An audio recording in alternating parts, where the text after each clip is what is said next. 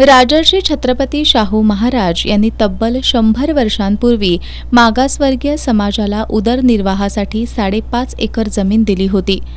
मात्र राजर्षी छत्रपती शाहू महाराज यांच्या जनक घराण्याचे वंशज समरजित घाडगे यांनी ही जमीन काढून घेतल्याचा आरोप कागल तालुक्यातील सिद्धनेरली इथल्या मागासवर्गीय समाजानं केलाय.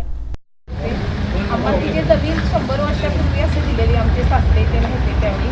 आता त्यांनी असं गोड बोलून गवत ते असं मराठ्यांची ते घातली, बरंच गवत कापायल्यानंतर त्यांनी बरंच असं हे केलं, आमच्या लोकांनी अटक केली, बरंच असं हेलं पुंटेशला. आणि आम्ही राजांच्या बंगल्यावर सुद्धा 2-3 वेळा म्हणजे कधी 5-6 वेळा तर आम्ही गेलो नाही, तर त्यांनी नाही दाद घेतली.